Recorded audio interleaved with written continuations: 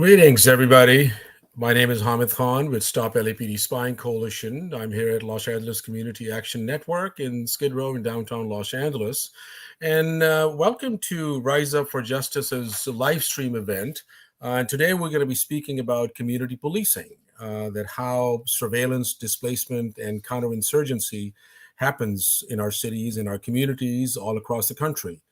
We have a great group of folks who will be joining us in the conversation. Pete White, the founder of Los Angeles Community Action Network, Dylan Rodriguez, a professor at the University of California, Riverside, and Gloria Gonzalez, who is an organizer with the Youth Justice Coalition.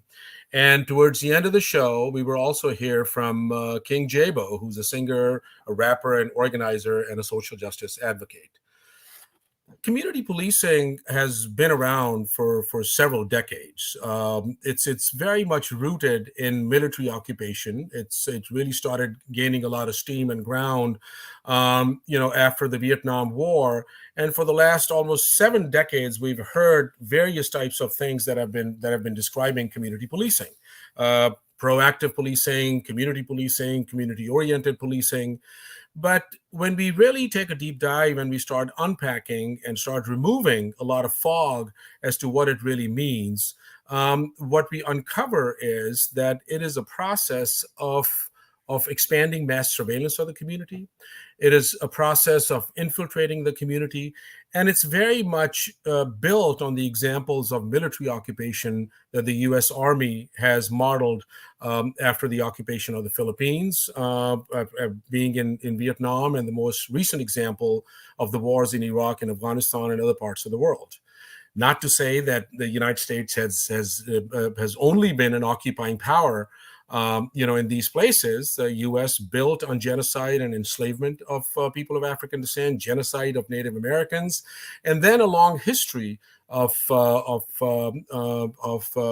chattel slavery, a long history of Jim Crow laws, of segregation, the violence against migrant communities. So that's the kind of overall landscape that we are operating in. But in order to set the tone as to what we'll be discussing today, the Stop LAPD Spying Coalition, Othering and Belonging Institute, and Los Angeles Community Action Network came together to release a video, which gives us sort of an overview of what we will be discussing today. So to get the conversation started, we're going to air the video and then we'll move right in. So stick with us, and we hope that you are able to share your thoughts. The chat is open. Any questions, any comments, please feel free to post them in chat. So we'll go to the video now. Thank you.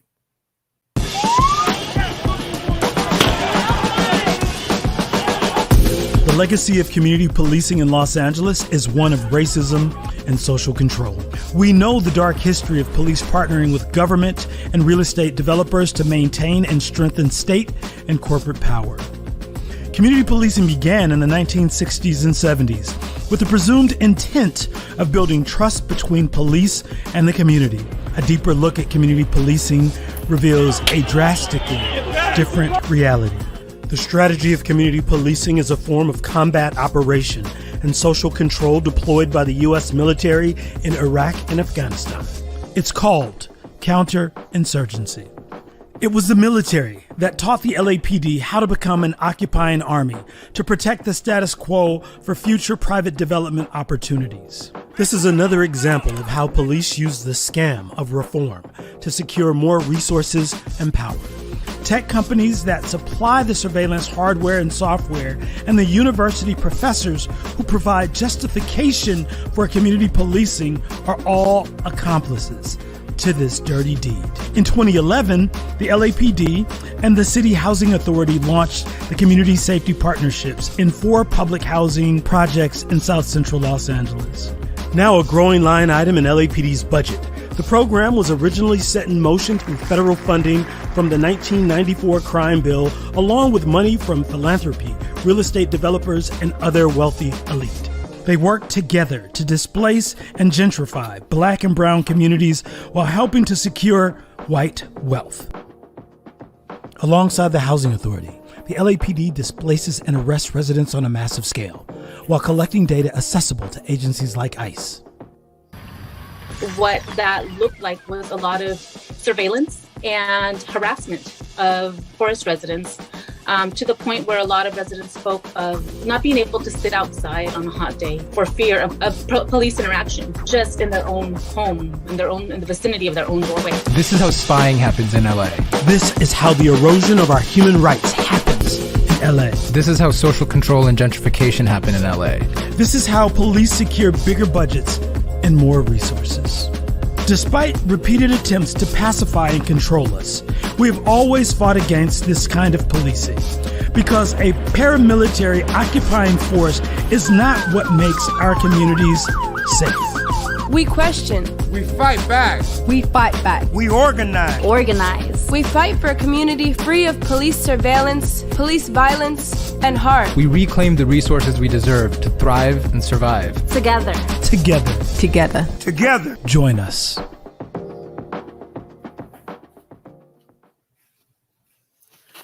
We organize and we build power. But before we get this conversation started, I want to take a moment and keep in our hearts and minds of what happened to folks in Buffalo. Another day, another round of white supremacist violence, 10 people killed, many injured. But the trauma that the community is going through, we hold it in our hearts, and we wish them the best.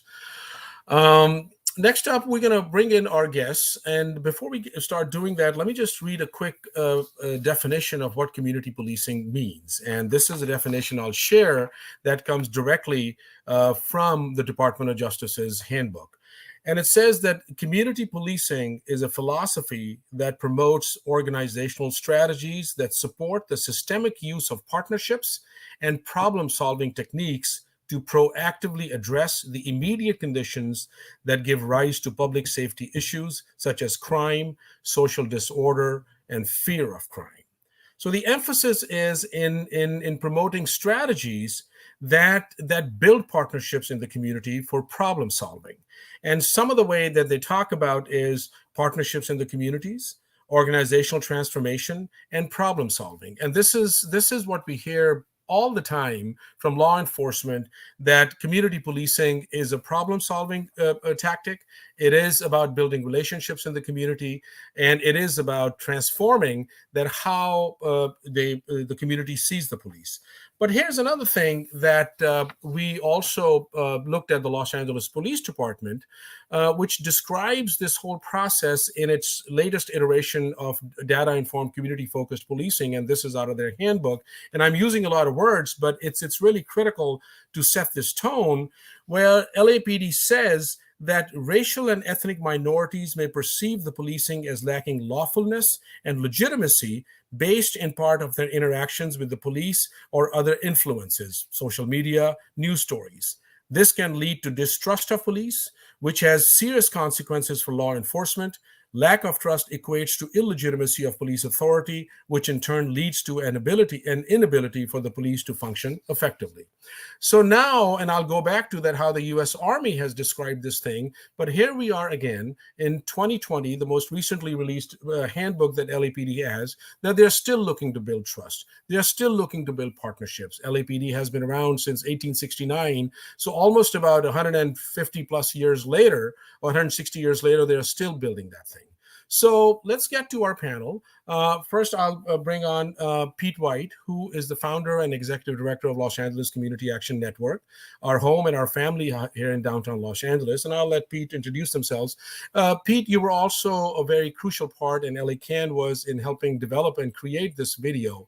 So let's start with that. Any your thoughts with that video, and just how do you come to this work? So thank you, Hamid. Thank you for having me. What's up, y'all? Pete White over at LA Can. We participated in the creation of the video because we felt it was really important to take off sort of this shroud of secrecy, if you were, around this idea of both community policing, but also counterinsurgency, right? Oftentimes we have these conversations and we shy away from calling these things exactly what they are, because we don't believe folk on the ground speak that language. But we know in organizing that people feel the language that's been spoken. And so let me just give y'all something really quickly. And this is something that sort of prompted the desire to want to be a part of both this conversation as well as the video. And so looking at, and y'all could look at this with me, right? I'm looking at the US government counterinsurgency guide, right? And they define counterinsurgency as a blend of comprehensive civilian and military efforts designed to simultaneously contain insurgency and address its root causes. Unlike conventional warfare, non military means are often the most effective elements, with military forces playing enabling role. And so when Hamid lays out that definition of community policing, we quickly understand that community policing is nothing more than a byproduct of counterinsurgency. And me being a part in LA and being a part of this conversation is to really make people comfortable in this idea of who's being targeted and why, right? When people talk about insurgents, they would have you believe that they're talking about, and they would be correct, guerrillas and revolutionaries. But in the contemporary form, anyone out there who's talking about abolition, who's fighting back against the state, could be viewed as a revolutionary and a guerrilla fighter. And so this is why I'm here. This is what brings me into the conversation, hopefully to be a communicator, to bring these highfalutin terms down to a digestible format for folks in the hood. Thanks. Thank you, Pete. Let me bring in Gloria Gonzalez. Gloria has been an incredible organizer, youth organizer at the Youth Justice Coalition for several years, and one of the most inspiring leaders in Los Angeles. So, Gloria, just what brings you to this work, and any immediate reflections on the video that you just saw? Yeah, thank you. Hey, everyone. Gloria, she, her, hers with the Youth Justice Coalition. I think for me, one of the things that brought me to this work is really seeing the reality of these different carceral systems and law enforcement, and really seeing these systems for what they are, and also being harmed by them and having loved ones harmed by them as well. So that's kind of like where the key to where I'm at and like organizing, where that started for me. But looking at this video, it just reminded me of how law enforcement and the carceral state co-ops community work and reframes it, and really takes advantage of the work that community is doing every day to decarcerate young people, right? And to decarcerate community.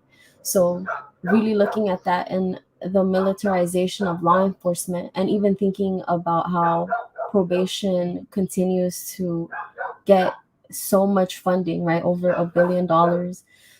And just thinking about how it impacts people, mothers, children, young people, right? Kids. So those are some of the reflections that I have. Thank you, Gloria. And now we're going to bring in Dylan Rodriguez, who is a scholar and a professor at UC Riverside, has been a long-term activist and also been supporting abolitionist and liberation movements. So Dylan, your reflection and what brings you to this work? Hey, what's up? Dylan Rodriguez, he, him pronouns. I'm speaking from occupied Kauai Tonga land. My place of employment is down the street from where a Riverside Police Department stole the life of Taisha Miller in 1998. Peace, everybody. I'm really thrilled to be part of a conversation in which counterinsurgency is the premise of the analysis. I want to say how refreshing that is. That if we can begin from the premise that the conditions in which we are working is one of complex, mounting, and protracted counterinsurgency, it should change everything we do. It should change everything we do about how we organize. It should change our analysis, and it should change even and especially our rhetoric, meaning the way in which we talk about things in a common everyday way has to shift. That these are, as Buffalo has unnecessarily reminded us, these are conditions of war and terror. It is asymmetrical war and terror. It is war and terror that targets Black folks. It targets criminalized people. It targets, trans sex workers. It targets, displaced and unhoused people and so forth. So if the premise is one of protracted asymmetrical warfare and terror, and if the premise is that the work of the state is to try to repress, dilute, undermine, and even expropriate different forms of community and collective movement that are trying to defend against the conditions of asymmetrical war and terror, and ideally trying to abolish the conditions of asymmetrical war and terror, then that too should place a different kind of militancy and analysis on what movements do. And I'll say one more thing. I think that part of what is beautiful about the video for me is that it raises the question about whether community control of the police should ever be a goal, ever, right? Should that ever be a goal? Should it ever be the goal to try to repurpose, a colonial anti-Black force, historically and currently, into something that somehow will magically serve the people that it is occupying, policing, and targeting? So it raises that question. And it also, I think, raises another set of tough questions for us to work from, which is that community policing is an ensemble, right? It begins and ends with the police department for sure, but it involves so many other people and institutions. And that's what's great about this short video. It involves academics, right? Some of my colleagues who are doing the hardcore research and archival background development to legitimate and also develop frameworks for doing community policing. It involves, a variety of nonprofit community organizations. It involves religious and faith institution leaders who are on board with this kind of stuff. It involves philanthropic foundations and think tanks, and it involves this kind of broader constellation of reformist movements. So I appreciate that the video does that. We need to name all those things as part of counterinsurgency, right? And if we read that manual, right, the U.S. Army and Marine Corps manual, they say it openly. Right, they say openly that counterinsurgency is an ensemble of institutions way beyond, the military or in this case, the police. So we need to understand that, and we need to foreground how it is that counterinsurgency is all of those things all the time at once, and name them as that. Name them as counterinsurgency. Well, the earlier passage that I read from LAPD's data-informed community-focused policing, we picked that up and kind of juxtaposed that along with the U.S. Army counterinsurgency manual that General Petraeus wrote in 2014 in our report that we released in November, Automating Banishment, the Surveillance and Policing of Looted Land. So on one hand, when LAPD is using this, that racial and ethnic minorities may perceive the police as lacking lawfulness and legitimacy, let me read something that what the U.S. Army counterinsurgency manual says, that legitimacy determines the transaction cost of political and governmental power. That they need to show that they're legitimate. To low legitimacy may breed contempt on part of the population and may require extensive prodding and incentives by the government to secure compliance of the population. And they go on and on and on, that high legitimacy generally invites compliance by the population and therefore requires less effort by the government to ensure compliance. And an illegitimate government's only method of controlling its population is coercion, which can be resource intensive. So now the main theme is about legitimacy. The main theme is about how do we claim that otherwise we're going to come across as being coercive by use of force. But isn't community policing, as we know it, inherently coercive to begin with? Let's just, Dylan, while you were on that, in that, you were speaking about it. So let's continue with that with you. Well, yes. So I mean, in a short sense, yes, it absolutely is what you just, it is about force, right? But what we need to understand about counterinsurgency is, counterinsurgency is a pedagogical. It's a pedagogical act by the state. It is the state trying to arrange multiple institutions to teach the populace into domestication, to teach them as well as to police and terrorize them. It is all those things at once. There are multiple parts of this manual where it's emphasized that if counterinsurgency is to be effective, then all of these other so-called civil society institutions and people, right, leaders of the civil society institutions, right, schools, religious institutions, various community organizations, that they need to be brought on board with the program of reform, right, counterinsurgency as reform, with the program of respectability, right, like getting people so that they are acting in line with the program of the occupation, in this case, or the program of the United States, the dominant United States cultural anti-Black and white supremacist colonial mode, that getting people on board to domesticate that population who are insurgents or at least potential insurgents, that is the primary mission of counterinsurgency.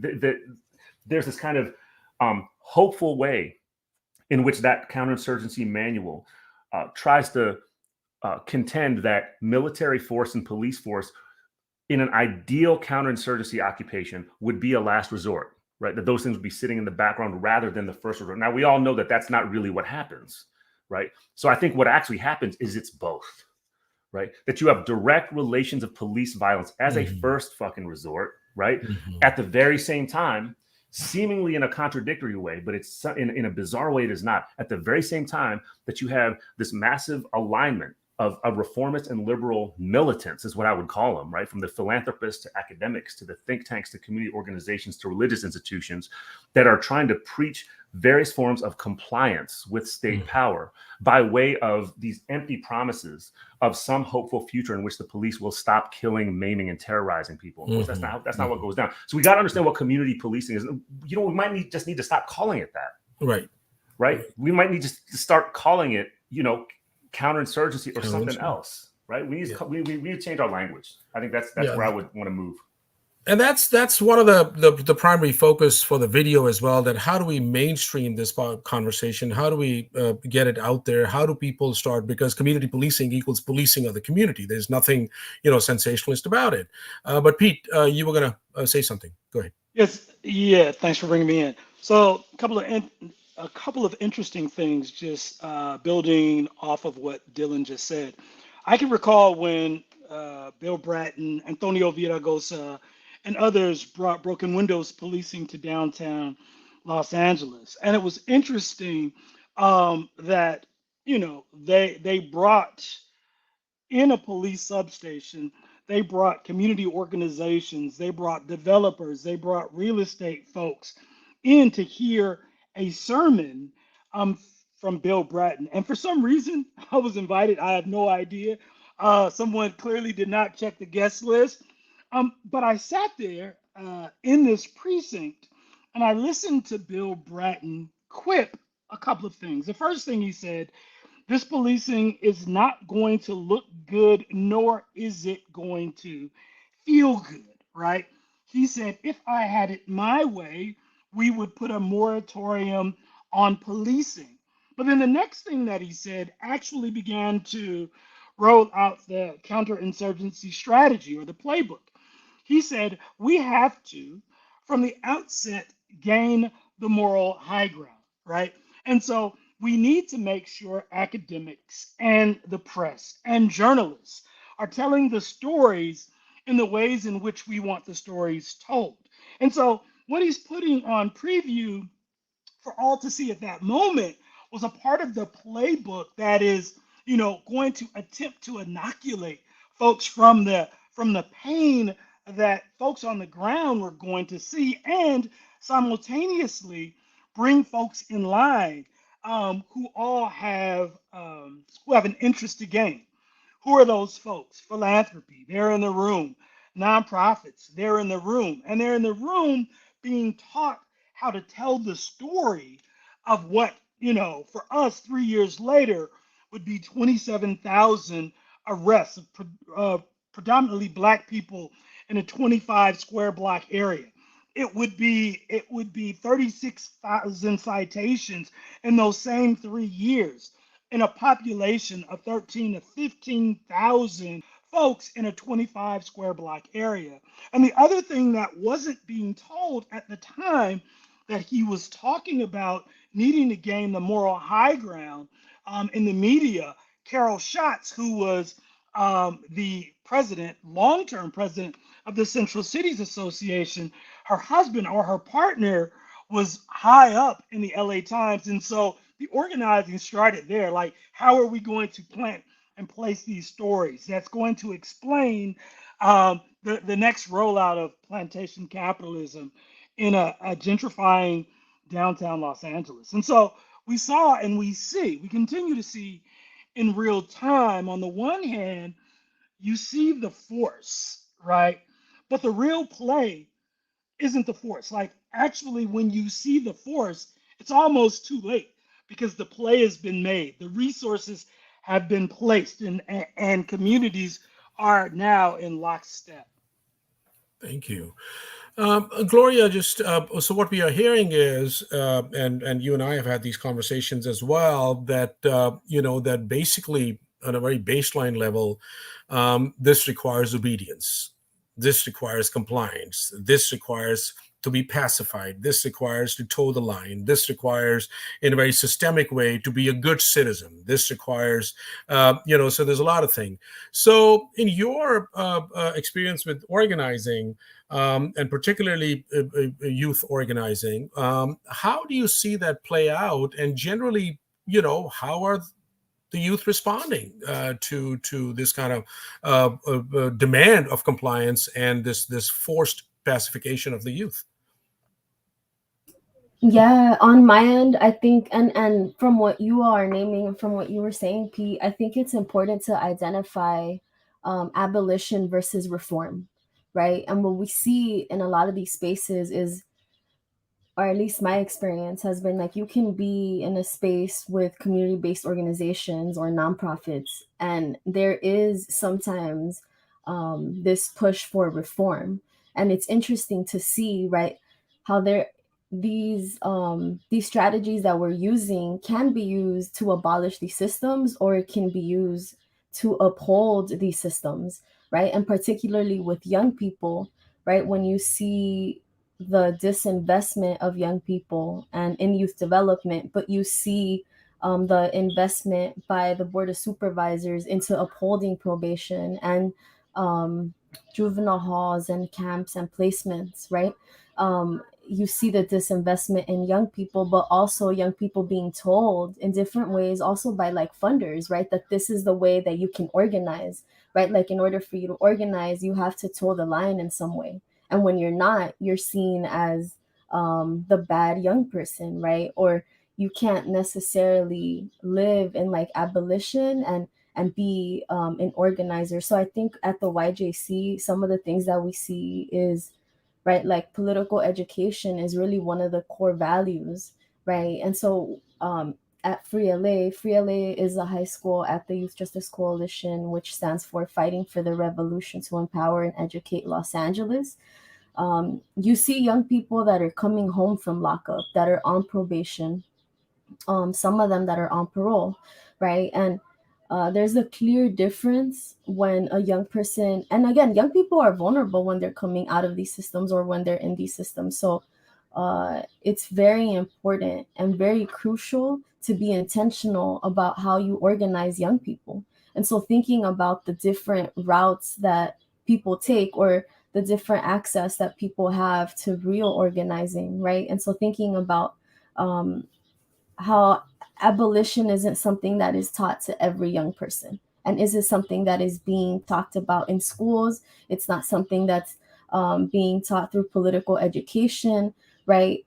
And even thinking about when young people come out of juvenile halls or have been sentenced and to the adult system, right? And are serving adult sentences, that there is this like core of being institutionalized. And so what does it take for a young person to truly see the value in moving away from law enforcement, right? Moving away from being a reformist, but truly being taught or given the tools to organize strategically to abolish these systems. And language is so important, right? When we're talking about restorative justice versus transformative justice, complete different systems, right? And completely different visions as well. So I think it's important to name, right, that not everyone has the agency to live or even know about abolition. Like, even thinking about how that is sometimes seen as like, oh, that's too radical, or that's not gonna happen.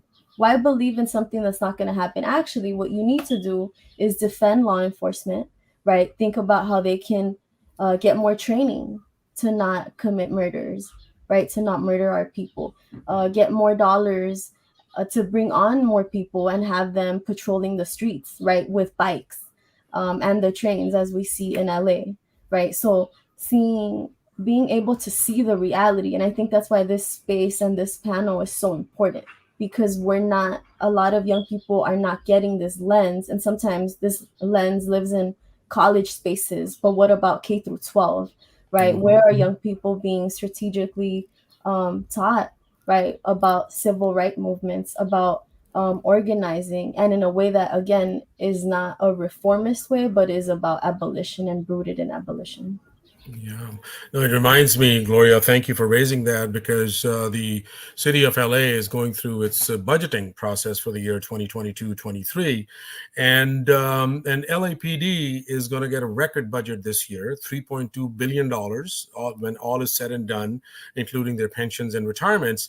And when we looked at their budget, the Youth Development Office is getting $1.3 million. $1.3 million. So when you do the comparison, it's 0.000406% to be really precise when you do the math, which is, to even call it a drop in the bucket would be a big thing as well. So it's completely invisible. And their argument is that, well, we're investing $35 million in the GRID program, the Gang Reduction and Youth Development. So now the question is that the GRID program is after the fact. What is the more proactive engagement, as to what you're saying, that where healthy spaces where youth can engage and flourish and nourish themselves? I just want to remind our audience, if you're just joining in, we're having this amazing conversation on community policing and how surveillance, displacement, and counterinsurgency happens in our cities. My name is Hamid Khan with Stop LAPD Spying Coalition, and I'm joined by Pete White of Los Angeles Community Action Network, Gloria Gonzalez of Youth Justice Coalition, and Dylan Rodriguez, who's a professor at UCI.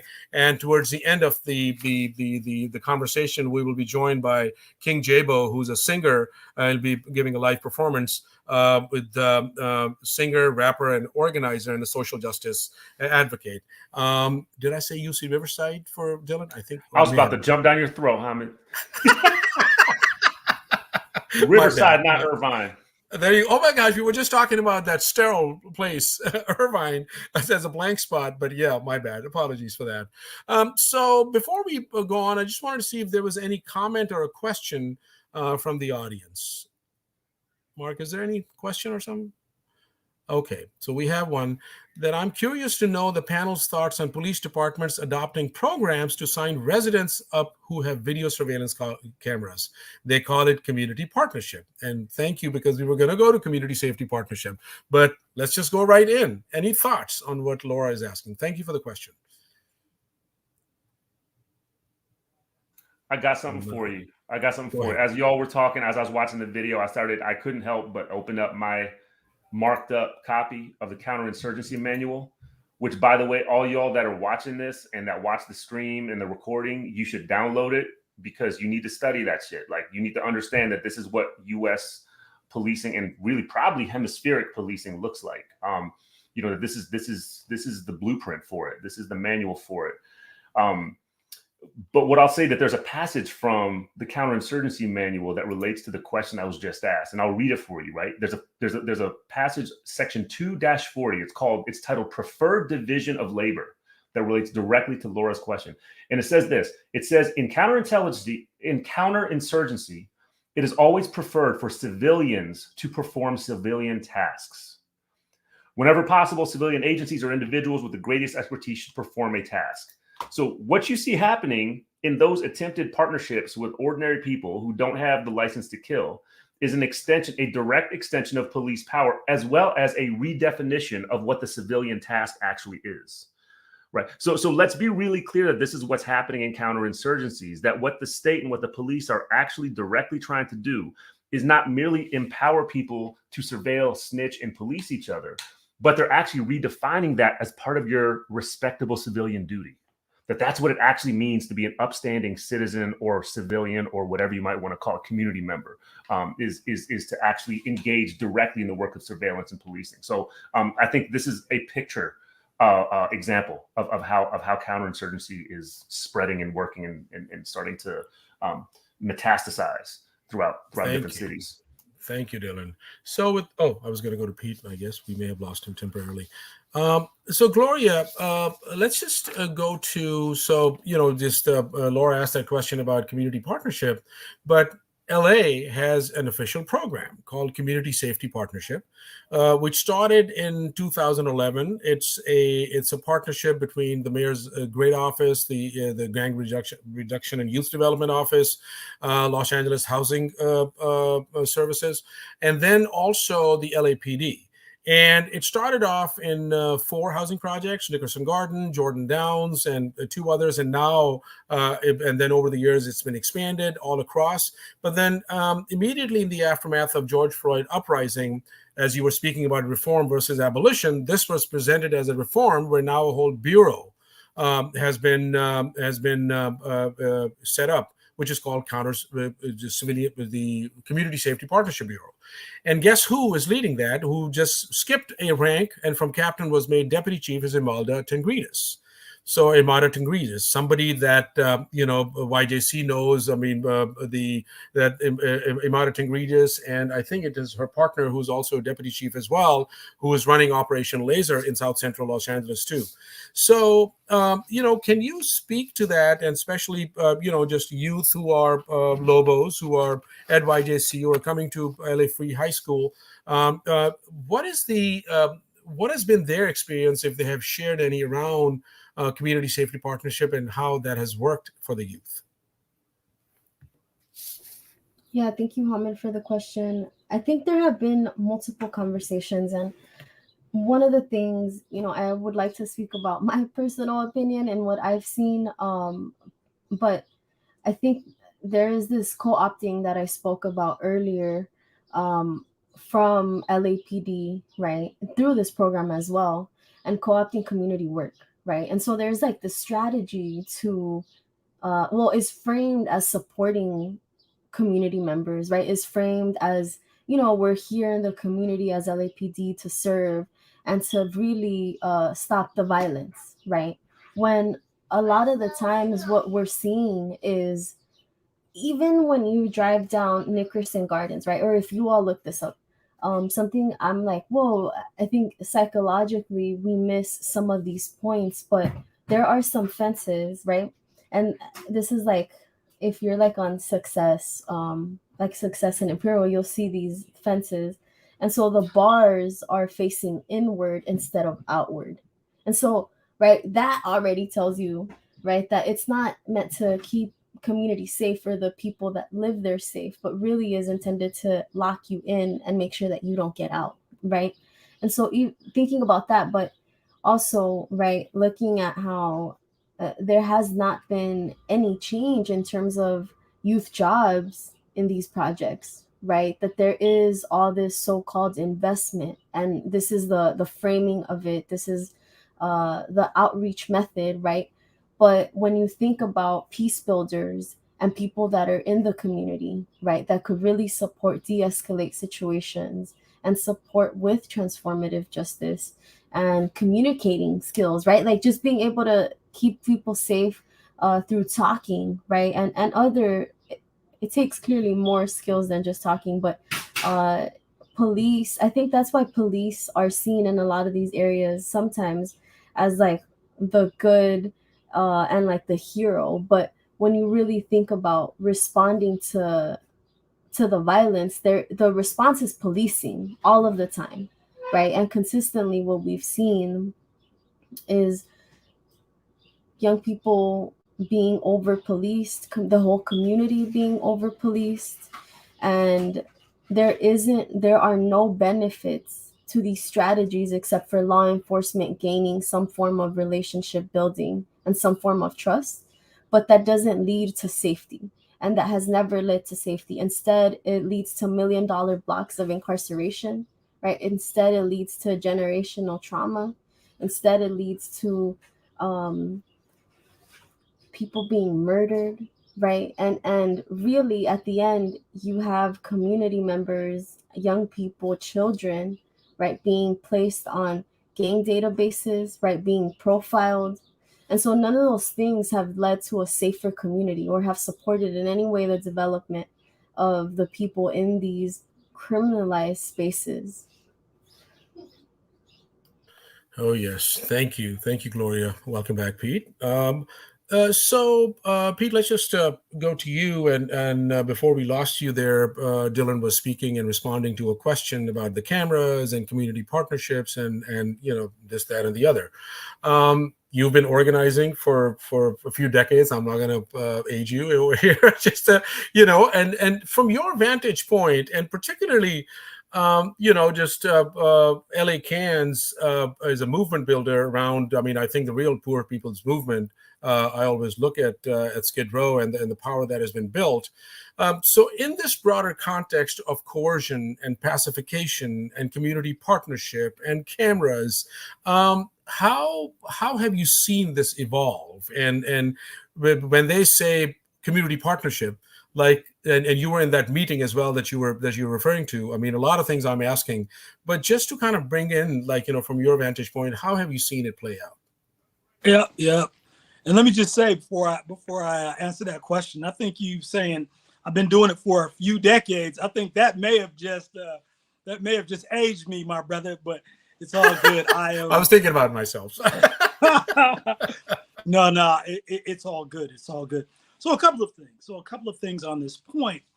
I know we're about to start talking about community safety partnerships, but I think it's something that both Gloria said as well as Dylan early on, just in terms of checking the rhetoric and just calling it what it is, right? And so when we think about community safety partnerships, or let's just say community policing, when I think about it, I think about pre-broken windows, like what was there? Like I'm thinking the community police advisory boards. That's community policing, right? That was a way in which you were bringing organizations and businesses and others to sign off on the banishment of communities. Well before we was talking about broken windows in Los Angeles. Not well before broken windows, but broken windows in Los Angeles.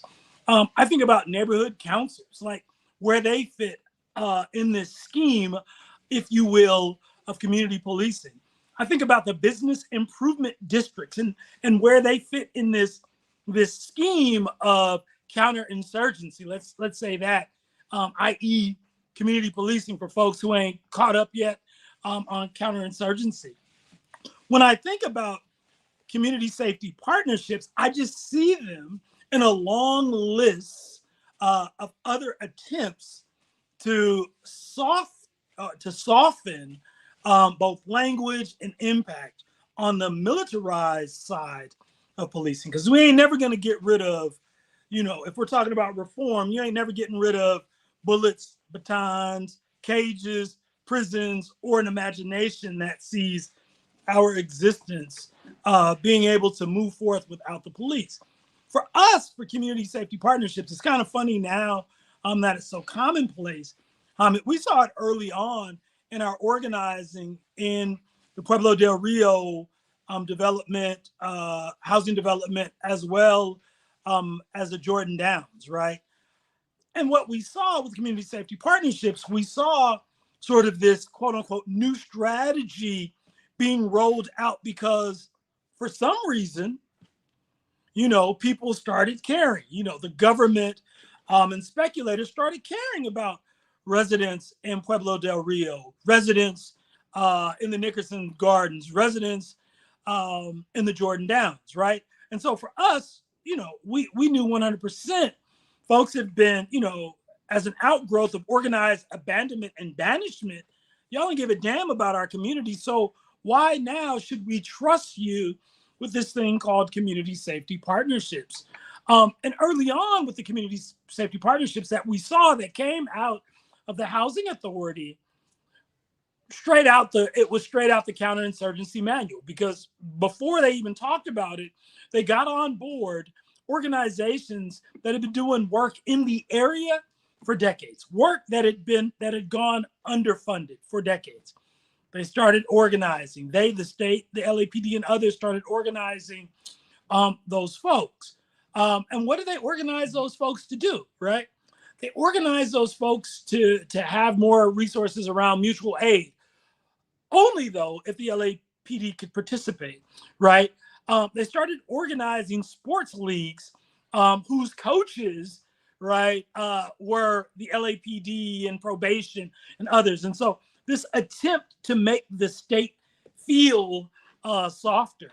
And so you saw that on the front end. You saw them beginning to replace things that folks have been doing in our neighborhoods forever.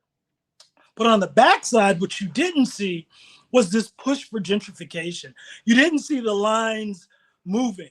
And so our work in Jordan Downs, it was interesting because as soon as the community safety partnerships kicked, what you saw immediately was the extrication or the pulling out of Black families immediately, right?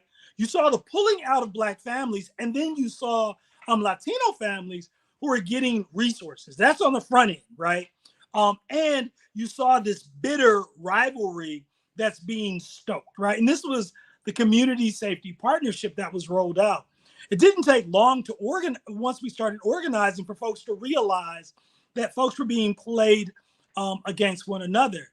And so, you know, it was funny to see it in the housing developments because we knew that it was about gentrification in the housing developments. And then just 5-6 short years later, we start seeing the same thing happening in our public parks. And so, you know, I know that was a lot, but it's just that I think that the walkaway, the takeaway is if the state shows up and says things like, we are here to make you safe, beware. Because what they're really showing up to do is to remove you, to banish you by any and all means necessary.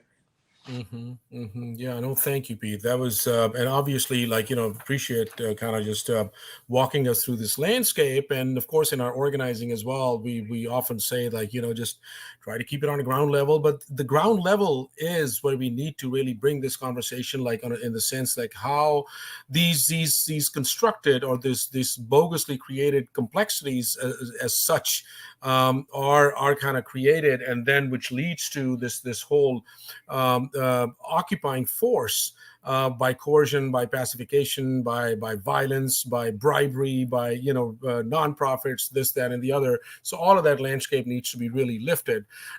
Gloria, one of the things that the big fight that Stop LAPD Spying Coalition has is the fight against the war on youth. And this is something that, of course, even myself and several other folks, you know, just having been in the space at YJC, having, you know, just understood firsthand experience that how that war is waged, and you kind of you pointed to that on different levels as well. But you know, since we are speaking about military and national security and counterinsurgency and everything else, what we are also seeing is how the war on youth is taking more of a national security, you know, just leading as well, and operations. This language of extremism, this language of radicalization, you know, is very much a part and parcel of that. All of these things, money is coming from the community-oriented policing section of Department of Justice, and then money is coming from Department of Homeland Security. So, you know, how are the youth responding? And I just keep on using the word youth, and excuse me for going there, but it is something that, you know, just we learn. It's a part of collective learning, and this is a learning table that we are in right now.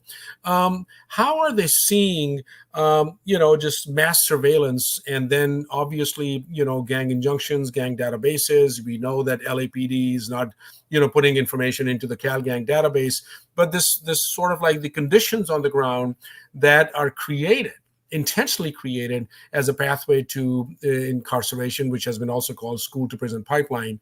So where are the youth at this moment? Yeah, that's a great question. I think, like, first I did want to highlight that young people, specifically Black and brown young people, have been over criminalized for decades, right? For being young people and thinking about the school to jail track and the school to prison pipeline. And thinking about probation and how probation plays a critical role. And when we talk about the war on youth, why? Because probation officers are running the juvenile halls and camps, right? Probation are getting millions of dollars, right? Currently, as of this fiscal year, right, the CEO, the Chief Executive Office, is recommending for probation's budget to have a total of $1 billion, 400 million of those dollars to incarcerate 400 young people. So thinking about those dollars and that impact, when in this same budget, you see $0 going specifically to this new Department of Youth Development. And yes, there is some funding that's allocated to youth jobs, but even thinking beyond youth jobs, right? Thinking about the youth core competencies and thinking about what young people need and this new Department of Youth Development, which you all could see more. There's some work that has been cooking for the past 2 years that has brought us to this point of moving probation's jurisdiction from young people over to a Department of Youth Development, right? And thinking about the impact of that, I think organizations like YJC, like the Arts for Healing and Justice Network, like Brother Son Selves Coalition, right? And the young people that are doing a lot of work to move school police away from schools is really key to what you see young people doing right now in terms of organizing for themselves and organizing for an LA that doesn't criminalize young people. And so I think, again, if we think about, right, probation's budget being $1 billion and $400 million being allocated to incarcerate 400 young people in LA, that tells you that the Board of Supervisors in LA, that tells you that probation is continuously trying to find a way to co-opt and reinvent themselves to further incarcerate young people and to keep young people in this carceral state and in a state of incarceration and criminalization. Right. So understanding the importance that these systems and government is taking, right, by not funding youth development and funding the carceral state and keeping young people in halls, in camps, and on probation.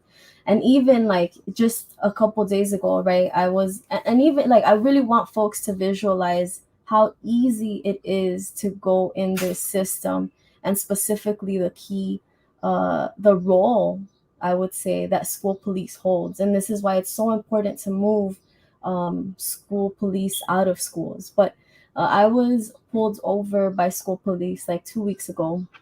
I was picking up my daughter, right? And I didn't even know that I was being pulled over. My assumption is this school police officer is asking me to move my car, but yet I'm trying to leave and he says, no, hold on, I need you to pull over. I'm pulling you over.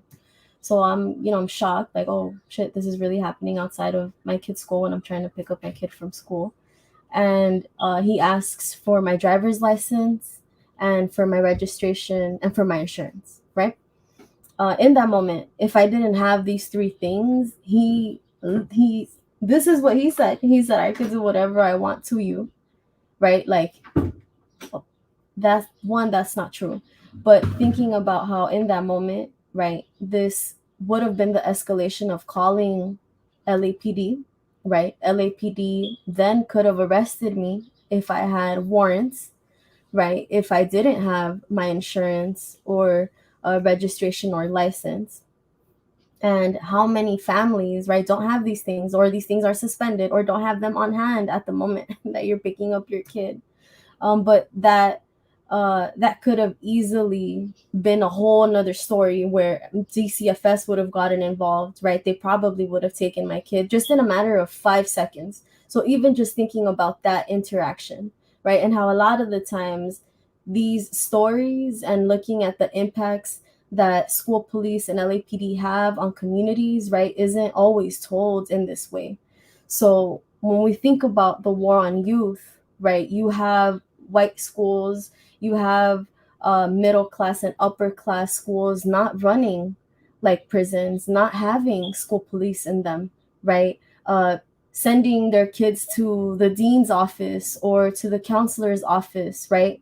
But what you don't see is how Black and brown young people are constantly criminalized, right? And are given citations that lead to a court date that can lead to real life impacts, right? Just like it did for me when I was arrested at 11 years old. At 11 years old for a school fight, right? At 11 years old, my driver's license was suspended. So thinking about the thousands of young people that you have, right, that are experiencing these issues for being young, and also for being in Black and brown in schools where there are predominantly Black and brown young people, and that there isn't that same treatment.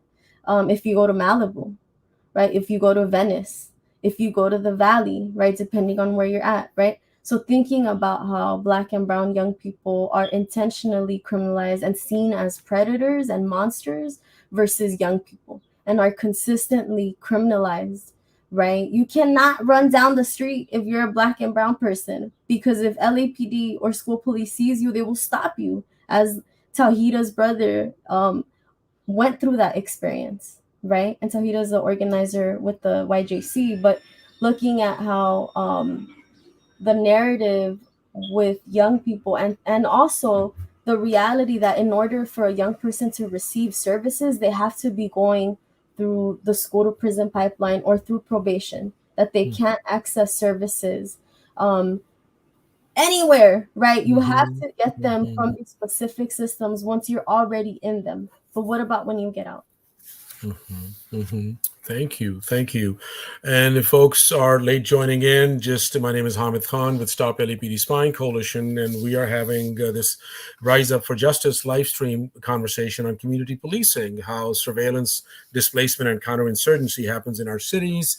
I'm joined by Gloria Gonzalez, who's an organizer at the Youth Justice Coalition, Dylan Rodriguez, professor at UC Riverside, and Pete White, founder and executive director of Los Angeles Community Action Network. Let's take a couple minutes to see if there's any questions from the audience. Okay, so Ethan, I'm interested to hear what Gloria would recommend for organizing with youth as an allied adult. Gloria? Yeah, I think one of the things is to always listen to the young people, and listening to what are the issues that they're dealing with right now that needs to be resolved. I think as adults, a lot of the times adults, right, are putting their researcher hats on, are putting their college degree hats on, or, are putting on their experiences that they've experienced first, versus listening to the young people that are dealing with these issues right now. Right. So I think it's important to touch down with the ground and really support the issues that are support to abolish and end the systems that are most impacting young people in this negative way. Thank you. Thank you. Dylan, go ahead. I know this question was not directed at me for good reasons, but I do want to add to what Gloria said to this in thinking about how older people like me can be good collaborators and comrades with younger people like Gloria and others. I think we need to come face to face with the fact that young people are a direct target of counterinsurgency campaigns in a very particular way. And that is that vulnerable, targeted Black and brown young folks, from college students to folks in neighborhoods all around, are being inundated with notions of empowerment, right? Of self-empowerment and community empowerment that are directly tied to state reform, school reform, policy reform, liberal philanthropic reformist agendas, right? Like that is the way young folks are being inundated and taught to embrace notions of empowerment. And conversely, what the same counterinsurgency ensemble is trying to teach young folks as well, especially activated young folks, right? They're trying to teach them that abolition, radicalism, revolution are irresponsible, that they're dangerous, that they're threatening to themselves and others, that they're actually endangering their communities by, entertaining these wild views of social and historical transformation and whatnot. So I think one thing that elder comrades and collaborators and teachers and fellow organizers can do is to place all that stuff in historical context, understand this shit is not new, right? And that young folks and targeted, colonized, enslaved people have always been selectively identified for this kind of, it's effectively counterinsurgency, it's effectively a form of brainwashing, right? That you are brainwashed to believe that empowerment means you trust the state, that you trust the people who teach you what empowerment is. So I think we need to be really aware of that, especially in relation to young folks. And then let me just hop in. I was young once. Let me just hop in real quickly. I think the other thing, just building on all of this, and the targeting of young people as a goal or as an aim of counterinsurgency, I think it's really important. I think it's really important to remember, like, social movements, when I think about Black Power struggles and Black Power social movements, it was all done by young folks, right? When I think about Lil Bobby Hutton, he was like 14, 15 years old, getting it in. And it was such, young people have always been such the threat that I recall reading the Kerner report that was trying to explain the 65 Watts rebellion, right? And in it, in like page 216 or somewhere, they were asking the question like, why and who, right? Who was the force behind, they call riot, we call rebellion? And the Kerner report, and these would be academics and others complicit in our demise, said they were all young folks between the ages of 16 and 20 with a heightened sense of racial pride, right? A heightened sense of racial pride. And we have to think about, like, culturally what was going on back then, right? It was the Black Power movement, right? It was say it loud, I'm Black and I'm proud. It was these cultural tentacles that was lighting up entire communities to move against the oppressor. And so when they marked that in their counterinsurgency manual, that being the Kerner report, they also sort of marked the linkages for young folks. And so we started seeing different types of films, right? Black exploitation and other things. We started hearing different types of poetry and different types of music, right? That wasn't fueling Black communities' gaze and brown communities' gaze against the oppressor, right? And so that was always about young folk. Still is always about young folk. And young folk have always been the force of revolutionary movements, right? And so just putting that in its proper perspective when we're talking about counterinsurgency, it's always going to be about the other, but young folk are always going to be the target.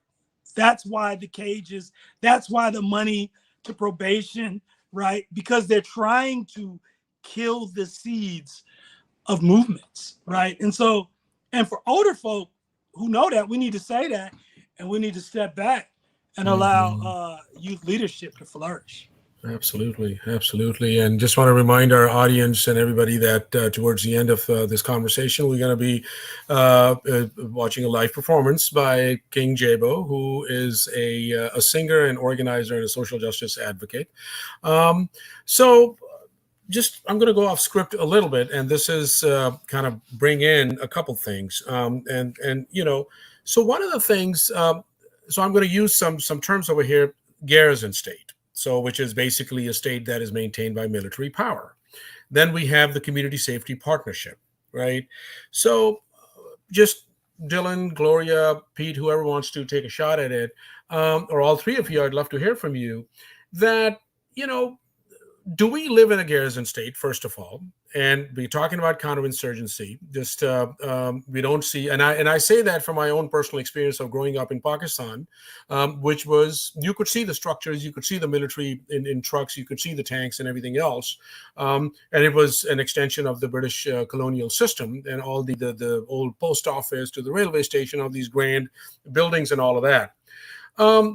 But is community safety partnership as a form of community, or as community policing, sort of rearranges this relationship to power, and particularly white supremacist and white supremacy power as well. And is it where, when we look at it, when we talk about at community safety partnership and the garrison state, any thoughts about that?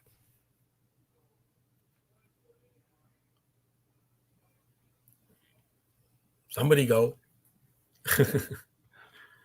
Yeah, I have lots of thoughts about this, Hamid, and I'll say on the one hand, the way we think about the idea of a garrison state, what it really does is it explodes any universal notion of who the we is, right? Because the point of the matter is that in places like the United States, there are some people who absolutely do live in, a physically incarcerated environment, whether it's formal sites of incarceration, detention, jail, prison, etc., or whether it's advanced versions of informal segregation. Okay, so there's that, right? We can identify that pretty easily. We can see how it is that there are particular populations that are targeted to be garrisoned. The other part of this, though, is that there are entire populations that are cultivated with a white supremacist, colonial, and anti-Black sense of freedom and mobility. You know what I mean? And indulgence and whatever their notion is of happiness, joy, and consumption. That coexistence can only be described as war. So if I'm gonna name a kind of analytical, rhetorical, imaginary framework for understanding the conditions in which I live on a daily basis, it's not necessarily garrison state. I would call it domestic war. And the reason why I do that is because it helps me to kind of remind myself and people, I struggle with and around, people I care about all the time, right? When we talk about this, when you're in a condition of domestic war, you have to choose a fucking side, right? You have to choose a fucking side. I'm saying that even if you're in sites that are not focused areas of the state's asymmetrical, concentrated, occupation and terror, you are no less still in this condition of domestic warfare. So if we understand things that way, understand there are particular people that are targeted for being in what you called a garrison state, and say that this is actually the way warfare works, is the normalization of these various forms of garrison, right? Of trapping and immobilizing people. Then you realize that the stakes are not fixed. The stakes are so high, they're not fixable with piecemeal, kind of policy changes. What you actually need to do is you need to fight the war. Right, you need to choose a side and fight the war, and B, you need to abolish the enemy and the conditions that produced it. Thank you, Pete. Gloria, any thoughts on that? Shit, I'm just doing a 2 fingers up and a thumbs up for what Dylan said. Okay. We need to abolish the enemy. Absolutely. So, Gloria, any thoughts on that?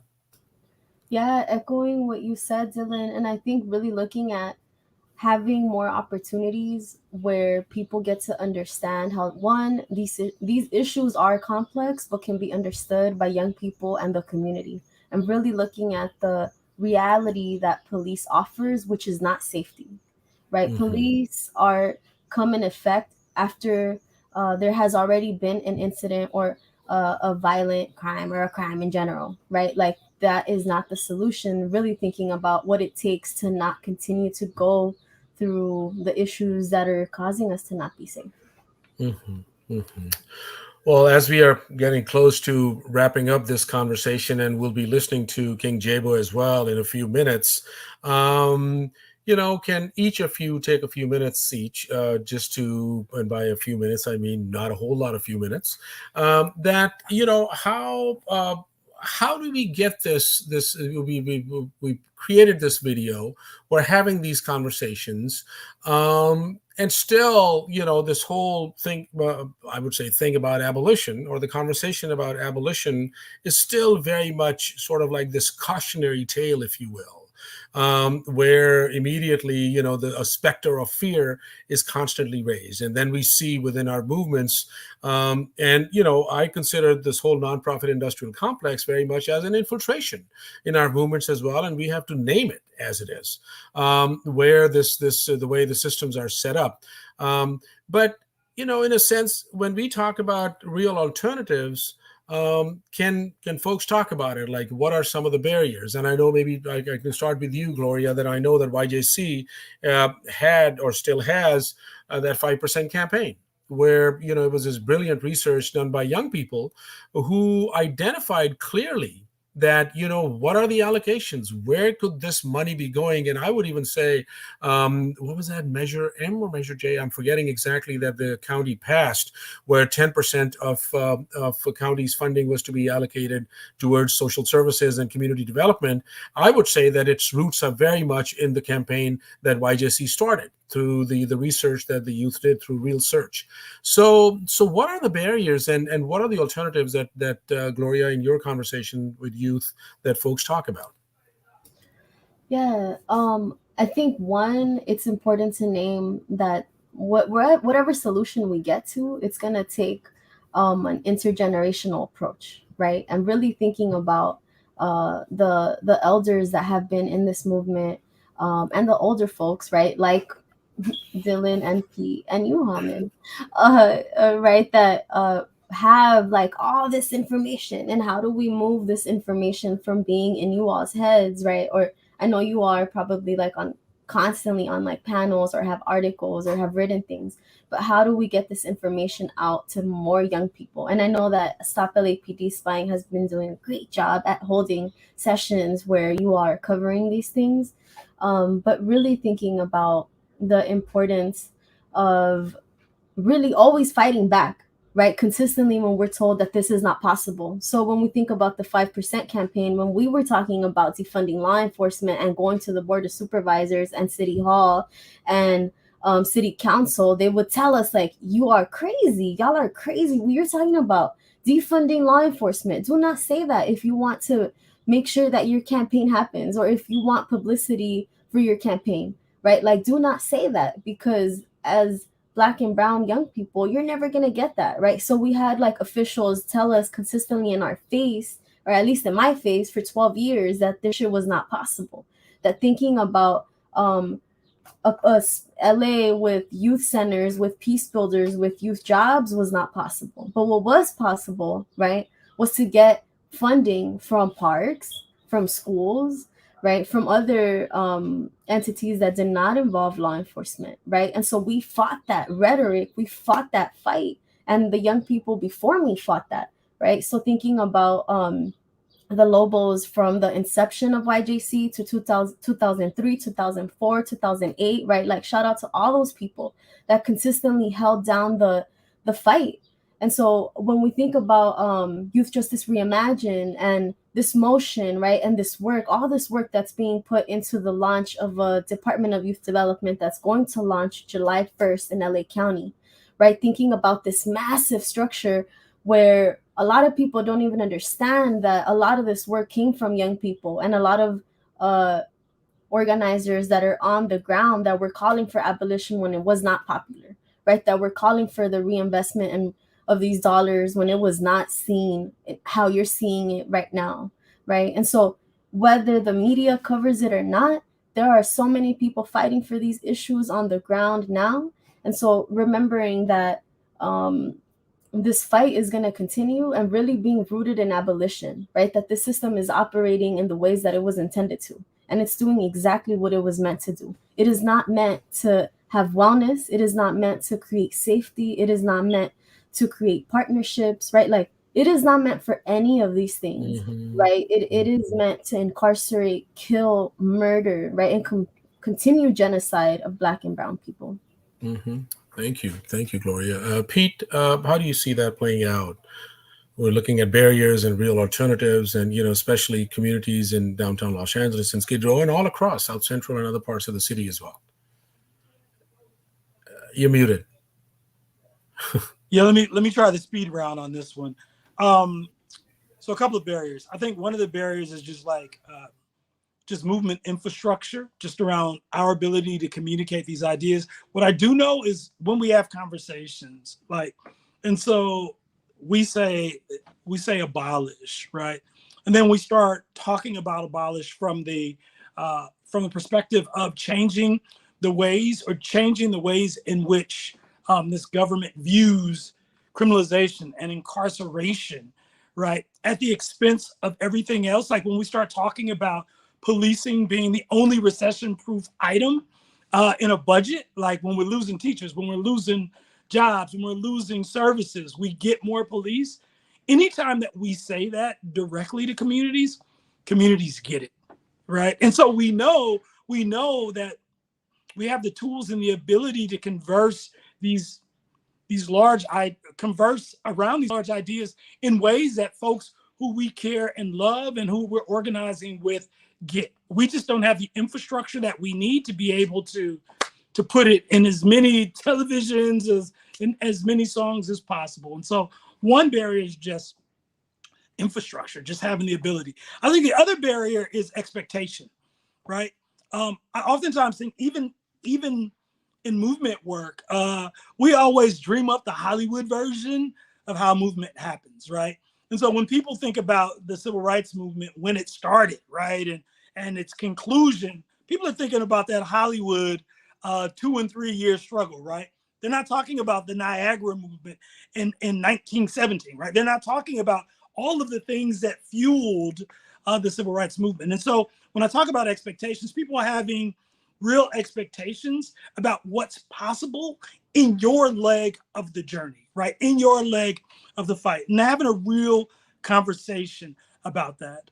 And then a lot more of what we're doing here, not allowing their narrative to define our work and to define our existence, right? And organizing and just picking up on what Gloria said, not organizing rooted on what an elected official whose only goal is to get reelected is telling us.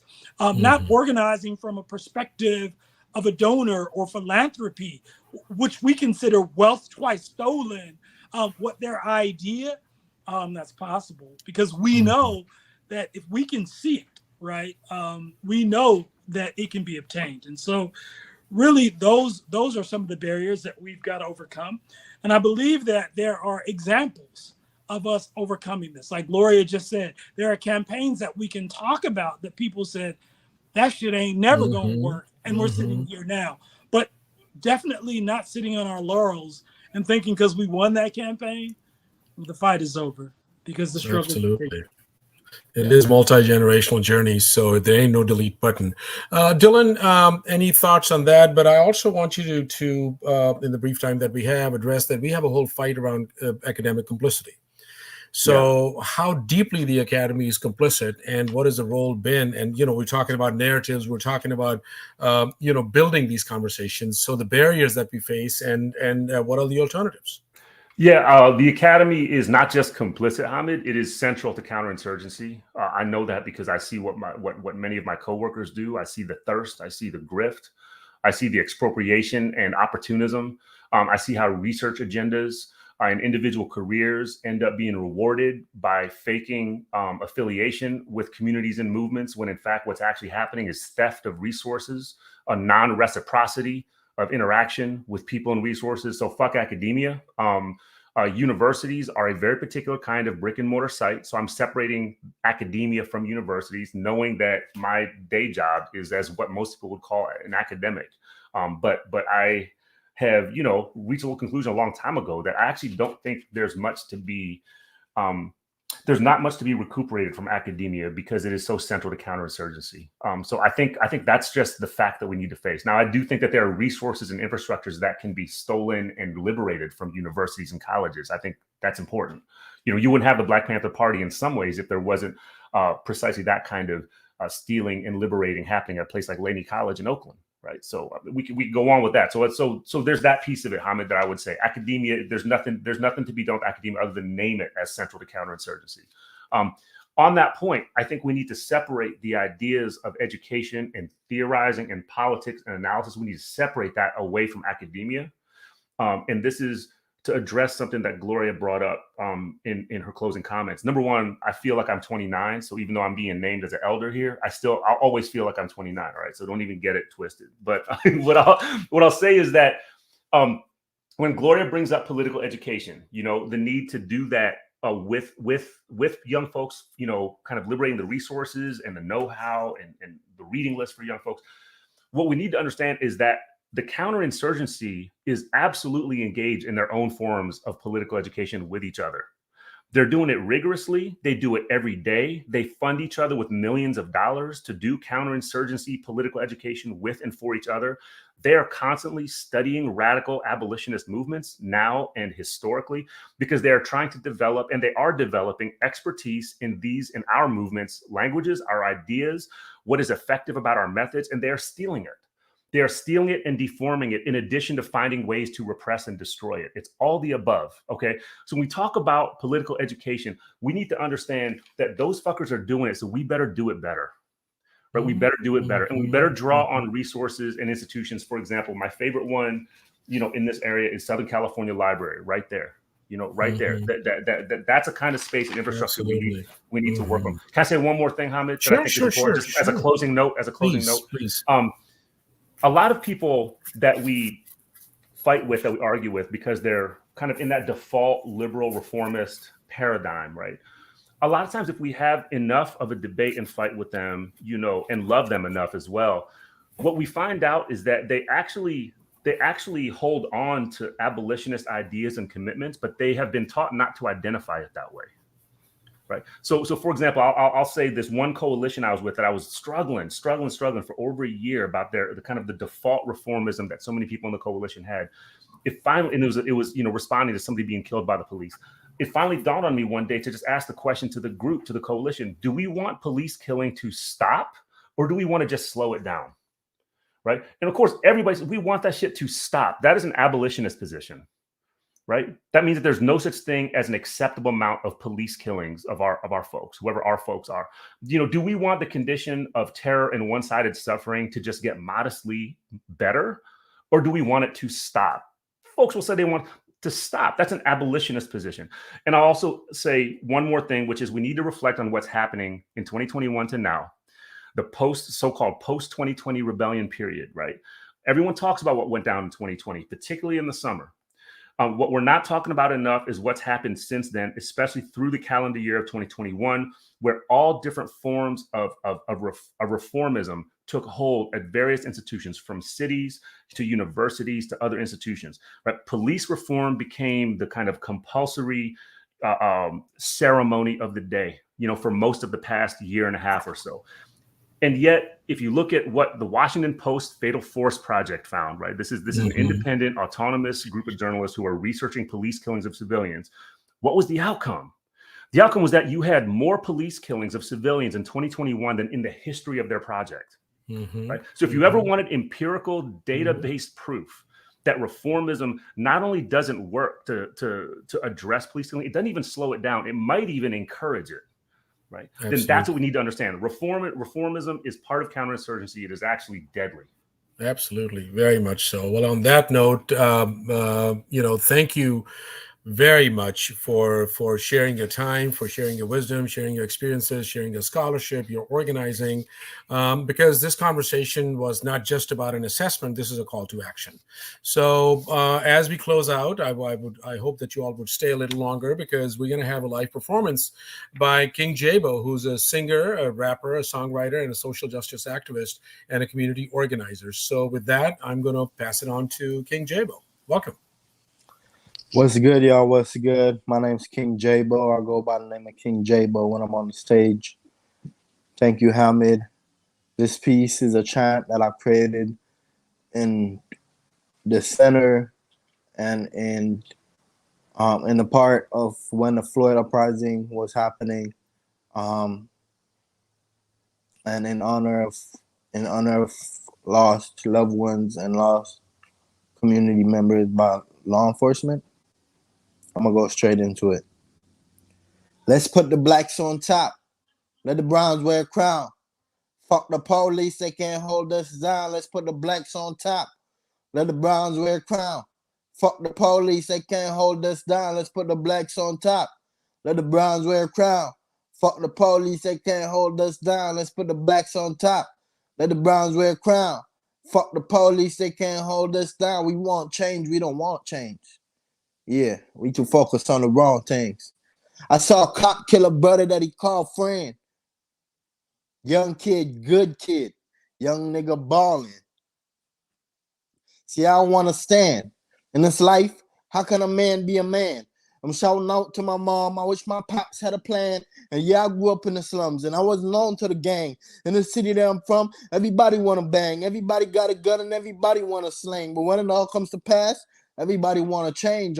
Only way to break the chains is retire from the game. R.I.P. to all my kings that have passed on the lane. So let's put the blacks on top. Let the browns wear a crown. Fuck the police, they can't hold us down. Let's put the blacks on top. Let the browns wear a crown. Fuck the police, they can't hold us down. Let's put the blacks on top. Let the browns wear a crown. Fuck the police, they can't hold us down. Let's put the blacks on top. Hey, fuck the police.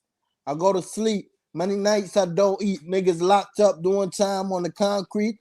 Imagine growing up in the streets with no beef. Using your hands and your 2 feet to fight what you know as a system, the beast. See, win, lose, or draw, we don't face defeat. We must fight. We must unite to be free. They say hate is flooding the beast. We must end white supremacy and defeat racism. I leave you all today with this. We must spread love and happiness. Think radical and build community. Build peace and use transformation and transformative justice. Move in unity and in alignment with community.